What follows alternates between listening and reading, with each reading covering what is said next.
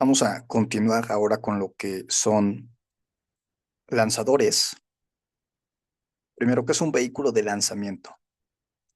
Es un vehículo aeroespacial propulsado, diseñado para transportar una carga útil desde la superficie de un cuerpo planetario hasta una trayectoria suborbital u orbital, venciendo la gravedad y las pérdidas aerodinámicas mediante la aceleración continua generada por motores cohete. Aquí encontramos una diferencia fundamental con los motores usados en aviones. Son los motores turbofan o motores a reacción, que ese tipo de motores requieren de oxígeno de la atmósfera para realizar el proceso de combustión. Pero en este caso, conforme se alcanzan mayores altitudes, la densidad del aire disminuye y por lo tanto también disminuye el oxígeno disponible. Esto significa que los motores que se usan en los vehículos de lanzamiento deben de llevar tanto su combustible como su oxidante, que el oxidante típicamente es oxígeno líquido, como vamos a ver. Para fines de este video, voy a usar como ejemplo el vehículo de lanzamiento Saturno 5, o también se le conoce como el cohete Saturno 5. Recordemos que el Saturno 5 fue parte del programa Apolo para llevar los primeros humanos a la Luna. Este vehículo de lanzamiento nos va a dar una idea general de la estructura y sobre todo de la configuración por etapas en serie, además de que se considera un vehículo de lanzamiento no reutilizable.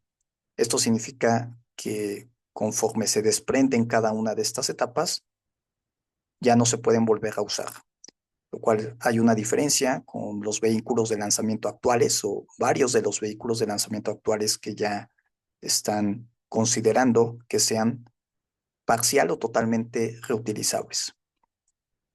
Aquí las etapas se apilan una sobre otra. La etapa inferior se enciende, se separa y posteriormente se enciende la siguiente etapa y así sucesivamente. Entonces tenemos la primera etapa con 5 motores. El objetivo de esta primera etapa es vencer la fuerza de gravedad.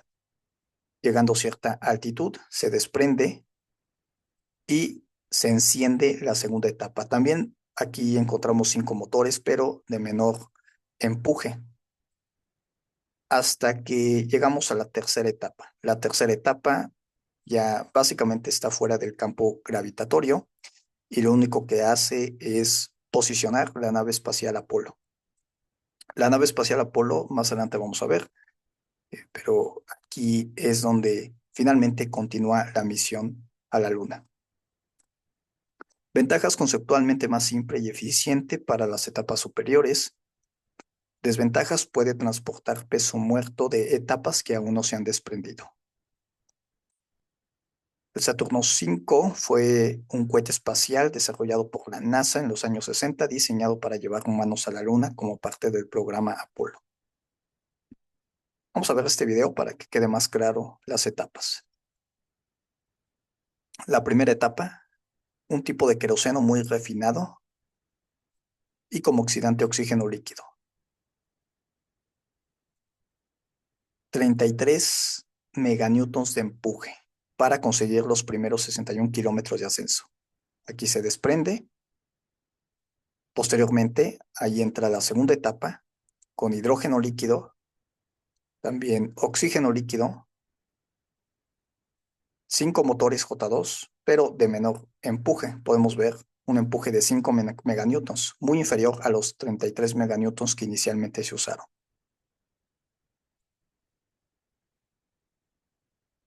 Se desprende la segunda etapa y nos quedamos con la tercera etapa, un único motor.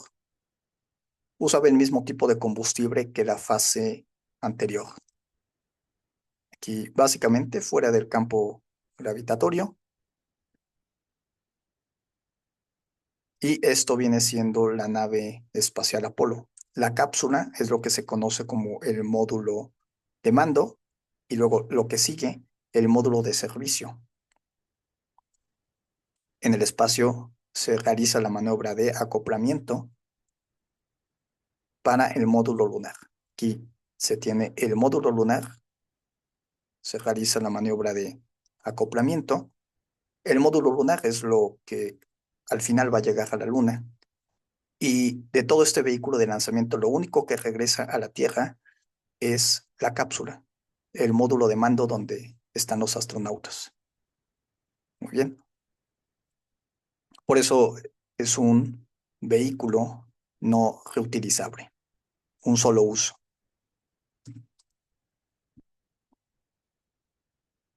Entonces, a más detalle, aquí vemos la primera etapa, el sistema de empuje. Arriba del sistema de empuje está el tanque de combustible, queroseno de alta refinación. Luego, el siguiente tanque es el oxígeno líquido, el oxidante, y entre estos dos tanques tenemos la estructura que se llama intertanque. En la parte superior de esta primera etapa está lo que se conoce como anillo superior. Para comenzar, es importante identificar de que hay elementos presurizados y no presurizados. Los elementos presurizados básicamente es donde está el combustible y el oxígeno líquido. Necesita estar presurizados estos tanques, porque a medida que se consume el combustible y el oxígeno líquido, pues la presión interna de los tanques comienza a caer. Y eso podría resultar en fallas estructurales. Entonces, para evitar algún tipo de pandeo internamente, es que se presuriza. Las demás estructuras no es necesario presurizar, como el anillo superior, la sección intertanque, así como la parte externa de la estructura de empuje. Esos elementos únicamente tienen una construcción basada en anillos circulares y refuerzos longitudinales, lo que son stringers, que en realidad son estructuras muy similares a lo que viene siendo el fuselaje que ya vimos en los aviones, los cuales permiten soportar las cargas de compresión impuestas durante el lanzamiento, así como las vibraciones, proporcionando estabilidad frente al pandeo. Que viene siendo la primera etapa, sistema de propulsión, aquí de línea punteadas, se observa el tanque de combustible, en la parte superior el tanque de oxígeno líquido, el intertanque y el anillo superior. Posteriormente aquí se conecta con la segunda etapa. Para estas zonas que no están presurizadas, podemos comenzar a ver su diseño. Es el revestimiento y al revestimiento los stringers, estos elementos longitudinales, así como los frames o las cuadernas. Para la parte del sistema de propulsión, la estructura del empuje está conformada por marco cilíndrico y también stringers.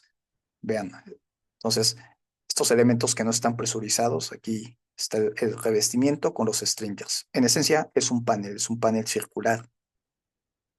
Los 4 motores están fijados a postes de empuje. Son 4 motores exteriores y un motor central, pero los motores externos están protegidos por medio de esta carcasa, que es lo que se conoce como fairings. Protege los motores de flujo externo aerodinámico y podemos ver las aletas para aportar estabilidad adicional. Por encima de la estructura de empuje, aquí vemos esquemáticamente los 5 motores. En la parte superior está el tanque de combustible y en la parte superior del tanque de combustible el oxidante, el oxígeno líquido. Ahora, aquí hay que entender la lógica por la cual primero está el tanque de combustible y en la parte superior el oxígeno líquido. Y esto tiene que ver a que el oxígeno líquido está a una temperatura criogénica, aproximadamente menos 180, menos 200 grados Celsius, mientras que el queroseno de alta refinación a temperatura ambiente. Entonces, en este diseño, por medio de estos ductos, es que se transporta el oxígeno líquido a cada uno de los motores. Aquí en esta imagen podemos ver el tanque de combustible, es decir, este tanque, que lo vemos, y observen que en el interior pasan precisamente estos ductos donde se va a transportar el oxígeno líquido. Entonces, ¿qué es lo que sucede? Bueno, de que aquí el oxígeno líquido está a una temperatura criogénica, se desplaza por estos ductos Estos ductos, por supuesto, están aislados con el objetivo de reducir la transferencia de calor. Este diseño resulta el óptimo para evitar cambiar las propiedades del queroseno de alta refinación. Si se hubiera cambiado el diseño, por ejemplo, si en la parte inferior estuviera el oxígeno líquido y en la parte superior el queroseno de alta refinación, entonces lo que se tendría que desplazar sería el queroseno. Por estos ductos se tendría que pasar el queroseno, pero en ese caso allí sí que afectaría las propiedades por la transferencia, que el queroseno tendría que pasar por este tanque de oxígeno líquido a una temperatura criogénica. Entonces sería mayor el impacto o la transferencia de calor, además de cuestiones también del centro de gravedad de, del vehículo. En el interior de cada tanque se incorporan anillos estructurales cuya función es proporcionar resistencia a cargas compresivas y por otro atenuar el movimiento lateral del fluido cuando el tanque se encuentra parcialmente vacío. Muy bien, en esta imagen podemos ver aquí el sistema de propulsión. Este viene siendo el intertanque. Como su nombre lo indica, está entre los tanques, la cual consiste en un cilindro no presurizado de construcción convencional. Al no contribuir la presión interna a su rigidez, esta estructura depende de stringers, básicamente, para resistir las cargas axiales de compresión transmitidas entre ambos tanques. Mientras que los anillos internos o frames proporcionan la estabilidad frente al pandeo. Tenemos el revestimiento y observen los stringers, además de las cuadernas. En esencia, es muy similar a la estructura del fuselaje que vimos en los aviones. La diferencia es de que cada estructura está optimizada, porque en el caso de los aviones, el fuselaje está pensado para cargas cíclicas, mientras que aquí, principalmente para las altas vibraciones, además de las cargas axiales, que esta estructura va a estar sometida principalmente a las cargas axiales por los elementos superiores que siguen.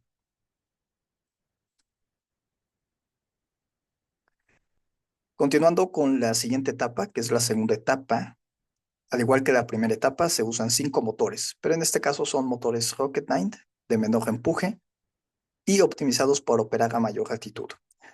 Aquí ya a mayor altitud ya no es conveniente, ya no resulta eficiente usar como combustible el queroseno de alta refinación. Aquí ya se cambia por hidrógeno líquido. El hidrógeno líquido a estas altitudes es más eficiente y como oxidante se sigue usando el oxígeno líquido.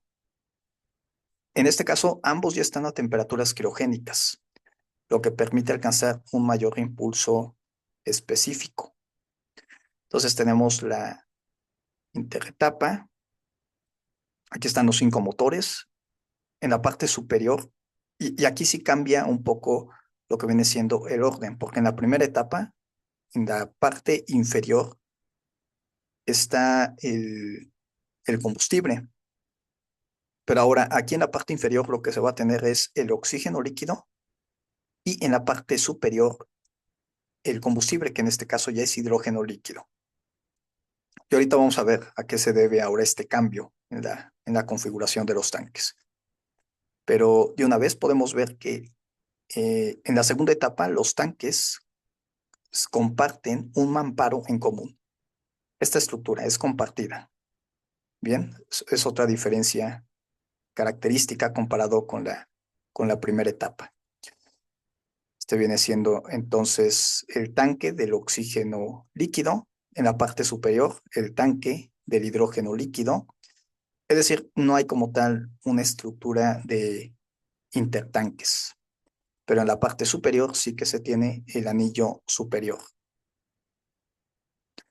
En esta segunda etapa no existe una sección intertanque convencional entre los tanques de propelente, como lo vimos en la primera etapa, que viene siendo su propio bulkhead, su mamparo superior y el mamparo inferior. Esta viene siendo la estructura convencional de la primera etapa. En este caso, se usa un mamparo común. que separa directamente el tanque superior de hidrógeno líquido del tanque inferior del oxígeno líquido. Esta solución de diseño permite reducir la masa, eliminando tanto un mamparo adicional como la estructura intertanque que normalmente conectaría ambos tanques, reduciendo de forma significativa el peso estructural total de la etapa. Ahora, aquí el hidrógeno líquido está criogénico, menos 252 grados Celsius, el oxígeno líquido, menos 182 grados Celsius. Hay una diferencia de 70 grados Celsius, por ello, este mamparo en común incorpora un diseño con aislamiento térmico integrado para minimizar la transferencia de calor entre ambos tanques. Aquí regresando al punto de por qué en esta segunda etapa primero encontramos el tanque de oxígeno líquido, es de que aquí ya se vuelve más crítico eh, la, el peso de la estructura. Y el oxígeno líquido tiene una mayor densidad. Entonces, como se tiene una mayor densidad, significa mayor peso y resulta conveniente posicionarlo en la parte inferior de esta etapa. Además de que, si bien todavía tenemos un diferencial térmico de 70 grados Celsius, es menor ese diferencial térmico comparado con el queroseno, que con el queroseno el diferencial térmico es mayor, entonces la transferencia de calor es más crítica. Aquí lo que ahora se vuelve más crítico es el peso. Y la última etapa es un solo motor, J2, dos tanques criogénicos alineados verticalmente, el tanque de oxígeno en la parte inferior y el tanque de hidrógeno líquido en la parte superior. Entonces aquí se sigue manteniendo la misma arquitectura que en la segunda etapa, separados por un mamparo común que reduce el peso estructural. Aquí podemos ver unas esferas de helio. El helio, en este caso, es lo que va a mantener la presurización interna. Entonces, en estos tanques hay presión interna, recordemos. En las otras etapas, como tal, no se usan esferas de helio. La presurización también se realiza con helio, pero mediante un sistema integrado. Muy bien, aquí podemos ver dónde se localiza la tercera etapa. Y lo último que queda, pues es la nave espacial Apolo,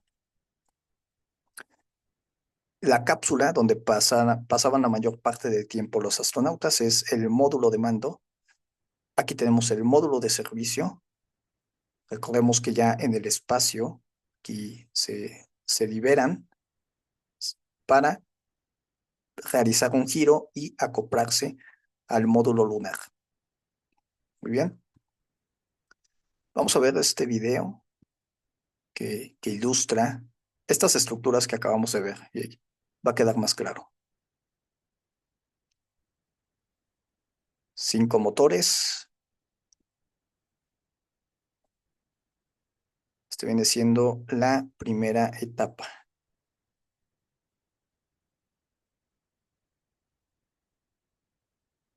Las aletas para la estabilidad.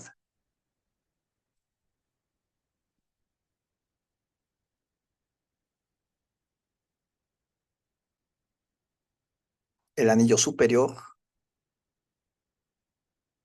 Tenemos los tanques.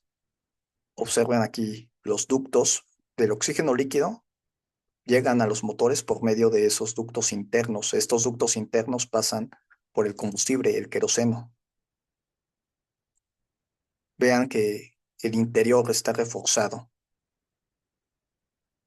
Esta viene siendo la segunda etapa, también 5 motores.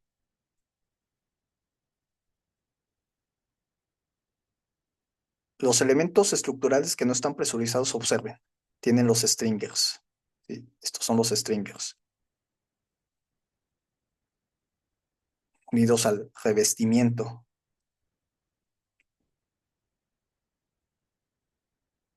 Y en la estructura interna vamos a ver que en este caso los tanques comparten un mamparo, que es lo que se llama el mamparo común, reduciendo el peso. Aquí está. Ahora aquí se tiene el oxígeno líquido. Este es el tanque del oxígeno líquido. el mamparo común y todo esto, el hidrógeno líquido. Se usa aquí ya hidrógeno, aquí ya no se usa el queroseno. El hidrógeno a esta altitud es más eficiente. Y finalmente la última etapa, un único motor. Ya estamos fuera de la gravedad, básicamente. En cuanto a la estructura o la arquitectura de los tanques es muy similar que la segunda etapa. Las esferas de helio para mantener la presión interna.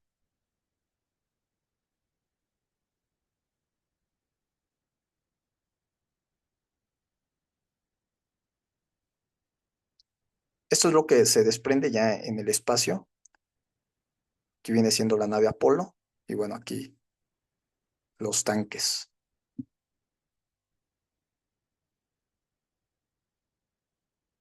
El módulo lunar, que es el que se va a acoplar.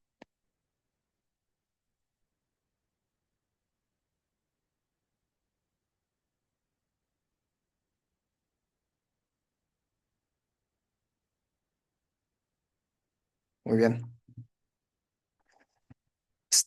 Para terminar, tenemos en décadas posteriores lo que son boosters, y esto lo vamos a ver a más detalle cuando analicemos la estructura del transbordador espacial, pero aquí viene siendo una configuración de etapas en paralelo. Son aceleradores, boosters, frecuentemente de combustible sólido, se fijan a los costados de un núcleo central del cohete o del vehículo de lanzamiento. Todos los boosters en paralelo y el núcleo central se encienden al momento del despegue. Los boosters se separan una vez que agotan su propelente. Ventajas: proporcionan un empuje inicial muy elevado. Por esta razón, esta tecnología se usó para el transbordador espacial. Implica un diseño más complejo y añade masa en las fases iniciales del vuelo. Pero aquí, más adelante, cuando revisemos el transportador espacial, se va a entender eh, lo que son los boosters. Para terminar, otros vehículos de lanzamiento, seguramente sería parte de otro video. Por ejemplo, el Ariane 5 fue un cohete de un solo uso, diseñado para colocar cargas en órbitas bajas, geoestacionaria o en órbitas más altas. Su último vuelo fue el 5 de julio del 2023, lanzando 2 satélites de comunicaciones. Comenzó a diseñarse en 1984 por encargo de la Agencia Espacial Europea. Aquí vemos el Ariane 5.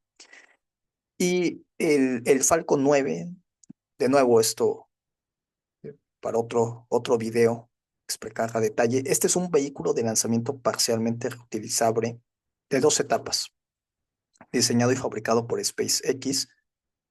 Este, Aquí todos estamos familiarizados con Elon Musk, quien fundó SpaceX. Usa como propelentes queroseno, el mismo queroseno de la primera etapa del Saturno 5, así como oxígeno líquido. La primera etapa es capaz de aterrizar para ser reutilizada.